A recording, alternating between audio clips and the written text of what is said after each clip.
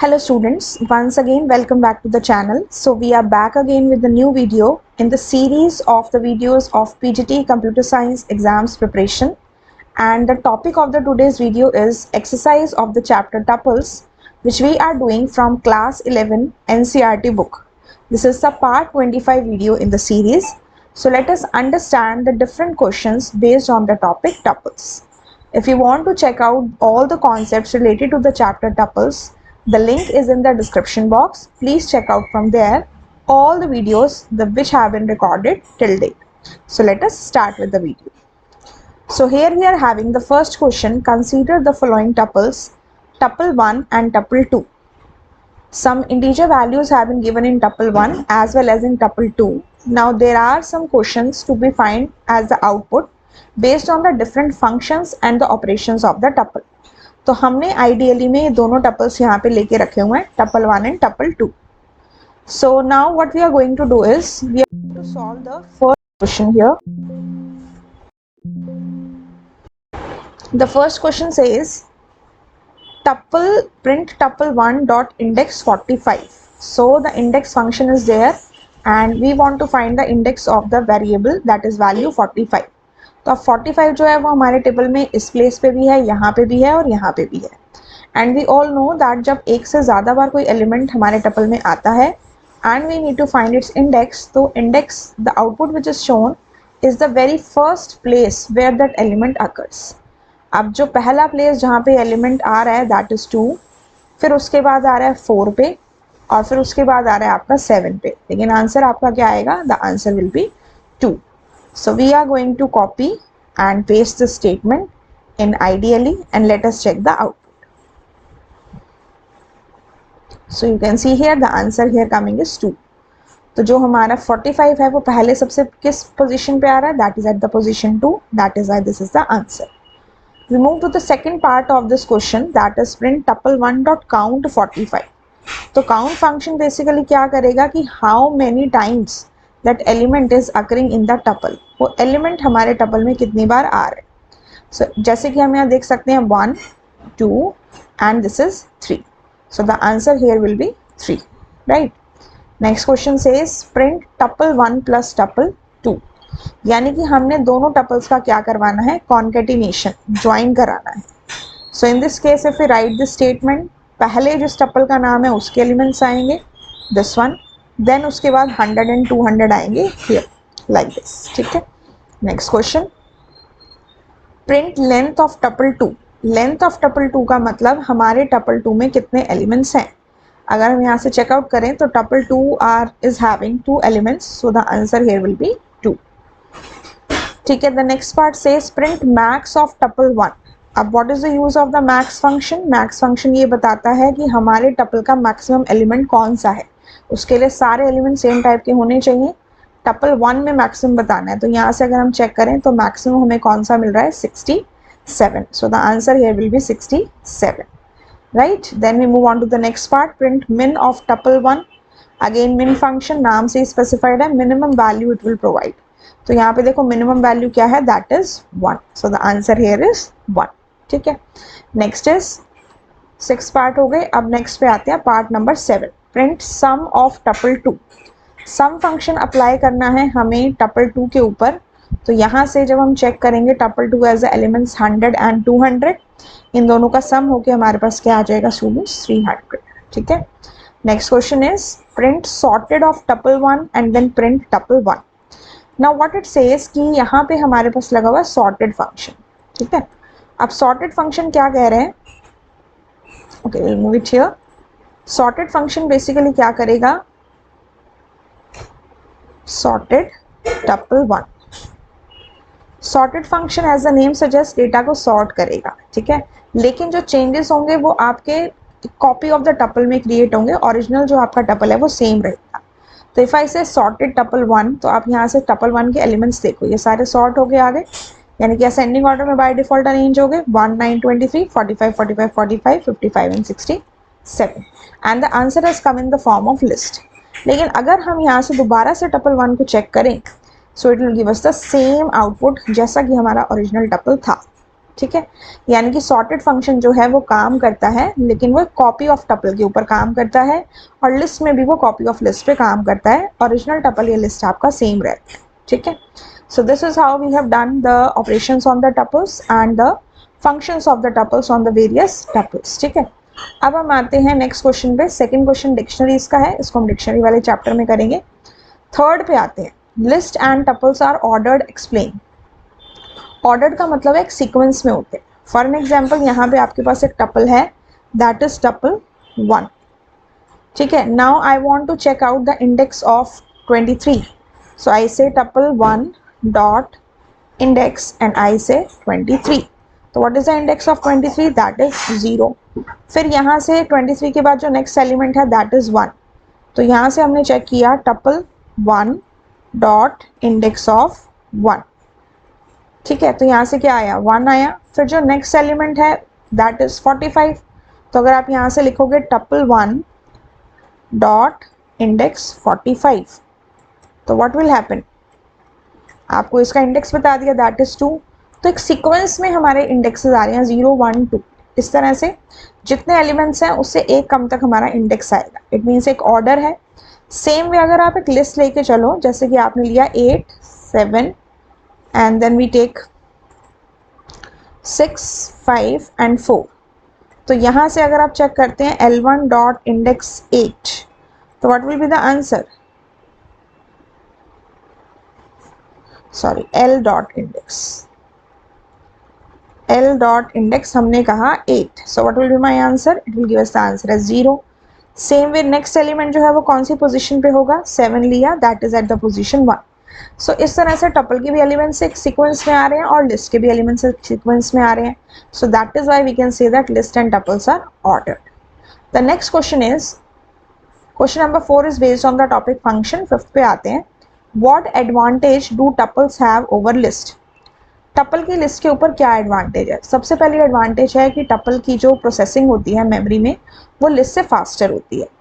Second चीज़ है कि कई बार हमें ऐसा डेटा चाहिए होता है जिसमें we do not want any modification, तो जहाँ मॉडिफिकेशन नहीं चाहिए वहाँ हम टपल को यूज़ कर सकते हैं, बिकॉज लिस्ट एक ऐसा डेटा टाइप है विच इज़ म्यूटेबल और वहाँ पे चेंजेस हम कर सकते हैं।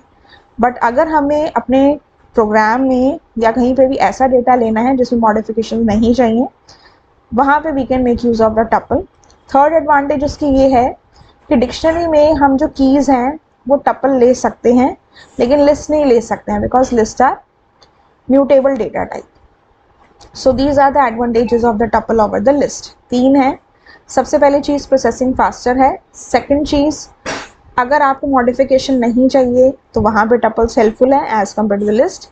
थर्ड चीज़, जब हम डिक्शनरी बनाते हैं तो उसमें हमारी कीज़ इम्यूटेबल होनी चाहिए, जो टपल होते हैं लेकिन लिस्ट नहीं होती। So these are the 3 advantages of the tuple over the list.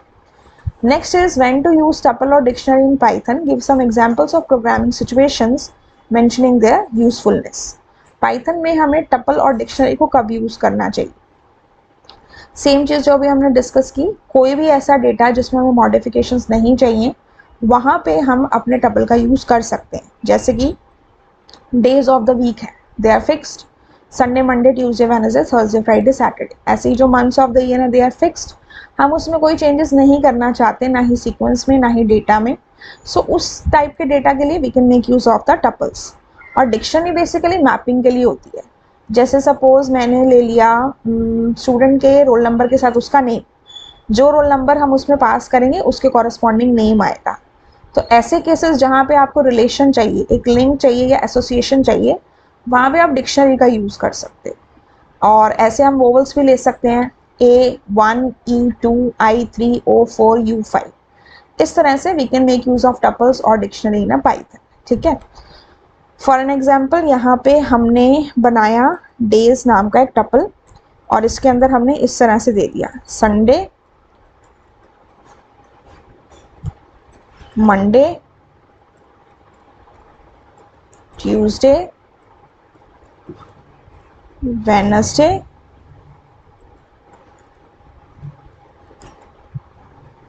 and then Thursday, and then Friday, and then Saturday।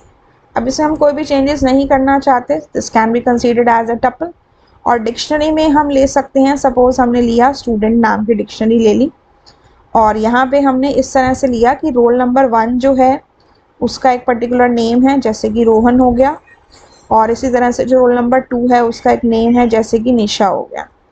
ठीक है, तो ऐसे एसोसिएशन करनी हो we can make use of the dictionary. और जब हमें डेटा ऐसा चाहिए जिसमें मॉडिफिकेशन नहीं चाहिए, वहाँ पे हम टपल का यूज कर सकते हैं। ठीक है, next question is question number 7, prove with the help of an example that the variable is rebuilt in case of immutable data type.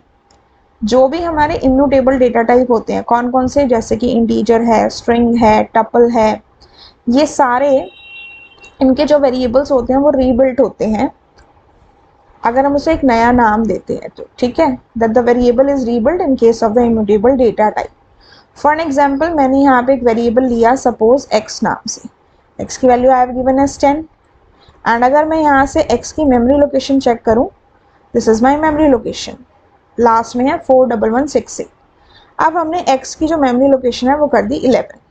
ठीक है, सॉरी x की वैल्यू हमने कर दी 11। अब आप यहाँ से अगर चेक करोगे, so now you can see the memory location also has changed. तो वेरिएबल नया बन गया, उसकी मेमोरी लोकेशन चेंज हो गई। ये है इंटीजर के केस में, जैसे कि अभी हमने इंटीजर लिया। ऐसे ही हम यहाँ पे टपल ले सकते हैं, जैसे कि सपोज हमने y ले लिया 1 2 एंड 3। ठीक है, सो अगर आप यहाँ से y की मेमोरी लोकेशन चेक करो, what is the answer coming, this one. ठीक है, एंड सेम वे ये जो टपल है that is my immutable data type, integer भी क्या है, इम्यूटेबल डेटा टाइप। अब अगर आप यहाँ से आप वैल्यू चेंज करो, अब टपल के अंदर तो कोई वैल्यू चेंज नहीं कर सकते, मान लीजिए मैं इसको सिंपली कर देती हूँ y is equal to 7 8 and 9 like this one. Now if I check the memory location of y, what will happen, it is giving me same, no it is giving me different, 31002042023668 and here we have 2046711168। यानी कि जब हम इसकी value को change कर रहे हैं तो उनकी मेमोरी लोकेशन भी चेंज हो रही है। ठीक है, और ये सब इम्यूटेबल डेटा टाइप है, इंटीजर और आपके टपल। एक म्यूटेबल लेके देख लेते हैं, जैसे कि हमारा लिस्ट है, सब में एलिमेंट्स 1 2 एंड 3। ठीक है, तो अब यहाँ से आप इसकी मेमोरी लोकेशन को चेक करो, 14976 आ रहा है। ठीक है, अब अगर हम यहाँ से ले लें l is equal to 4 5 and 6, now we check the memory location of l, so in this case it will also the memory location is changing। ठीक है, तो वेरिएबल जो है वो रीबिल्ट हो रहा है, लेकिन इसमें एक चीज़ है, prove with the help of an example that the variable is rebuilt in case of immutable data type, variable दोबारा बनता है। ठीक है, अब जो आपने यहाँ पे लिस्ट ली है 4 5 6 जो हमने लिया है, अगर हम इसकी 0 पोजीशन पे कोई चेंज करें, 4 है मैंने 10 कर दिया है। ठीक है, तो L में क्या स्टोर है, 10 5 6 स्टोर है। अब अगर आप यहाँ से ID ऑफ L चेक करेंगे तो वो जो आपकी मेमोरी लोकेशन है जो पहले थी दैट विल रिमेन सेम। इसका मतलब ये चीज़ हमने लिस्ट में भी पढ़ी थी कि लिस्ट के अंदर जब आप चेंजेस कर रहे हैं तो वो वैल्यू तो चेंज होगी लेकिन मेमोरी लोकेशन सेम रहेगी। और लिस्ट क्या है आपका, म्यूटेबल डेटा टाइप। लेकिन टपल में हम क्या कर सकते हैं, अंदर तो किसी एलिमेंट को चेंज कर ही नहीं सकते, अगर मतलब ये हो कि वो इम्यूटेबल डेटा टाइप है। अगर लिस्ट है तो आप उसमें चेंज कर सकते हो। फॉर एग्जाम्पल ये मेरा एक टपल है इस तरह से, और हमने यहाँ पे एक ले लिया सपोज 4।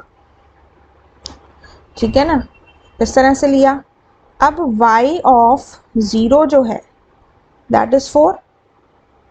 ठीक है, y ऑफ 0 को मैंने कर दिया 8। यहाँ पे तो एरर आएगा, लेकिन if I say y of 0 is equal to 8, तो अगर आप y चेक करोगे कि there will be no error. ठीक है ना, तो अगर आप यहाँ से इसकी मेमोरी लोकेशन को चेक करोगे, that is ID of y करेंगे, तो यहाँ से हमारे पास क्या आ रहा है, दैट इज 05968। एक बार दोबारा से इसको देखते हैं, दिस इज माई टपल। ठीक है, और यहाँ से हमने इसकी मेमोरी लोकेशन को पहले चेक किया। ठीक है, ये आ रही है। अब हमने यहाँ पे कहा y of 0 is equal to 8। तो y की जो 0 पोजीशन थी उसमें चेंज हो गया। क्या मैं 1 पोजीशन पे चेंज कर सकती हूँ? सपोज मैंने 7 करने का ट्राई किया, I can't do because tuple में असाइनमेंट पॉसिबल है ही नहीं, आप चेंज नहीं कर सकते एक्सेप्ट जब उसका जो एलिमेंट है वो लिस्ट ना हो। तो if I say now id of y, तो what is going to happen? ये देखो, ये जो आई थी 3408, 4 के प्लेस पे यहाँ पे 8 हुआ और यहाँ पे भी आपकी सेम आ रही है 3408। तो हमें इस चीज़ का ध्यान रखना है कि जो भी इम्यूटेबल डेटा टाइप हैं, अगर आप उसमें चेंजेस करते हैं, वेरिएबल की वैल्यू को ही चेंज कर देते हैं तो मेमोरी लोकेशन चेंज होगी। लेकिन अगर अंदर चेंजेस कर रहे हैं, चाहे टपल के अंदर लिस्ट में चेंज करें या लिस्ट में लिस्ट को चेंज करें, तब उसकी जो वैल्यू है वो सेम रहेगी। ठीक है, सो यहाँ से जो हमारा क्वेश्चन है वो प्रूव होता है कि variable is rebuilt in case of the immutable data type. Immutable data type के केस में वेरिएबल दोबारा बनता है, यानी कि उसकी मेमोरी लोकेशन जो है वो चेंज होती है, लेकिन हमारे लिस्ट के केस में चेंजेस नहीं होते, which is a mutable data type. ठीक है, so I hope this is clear students. Now we move to question number 8।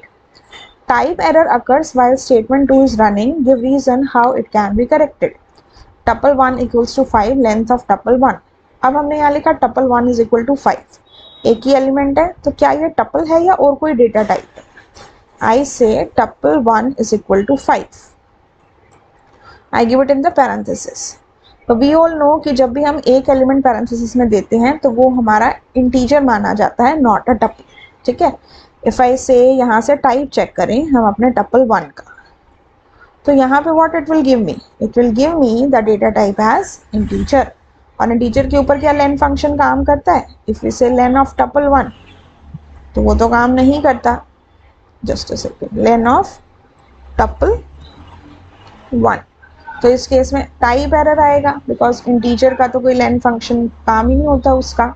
तो आपको इसको कैसे देना पड़ेगा? You have to specify it like this, tuple 1 is equal to 5 comma, ऐसे दोगे। अब आप इसका टाइप अगर चेक करोगे, टाइप ऑफ tuple 1, तो उस केस में it will be a tuple, और फिर यहाँ से आप लेंथ फंक्शन इस टपल पे लगा के इसकी लेंथ को चेक कर सकते हो, then the answer will be 1।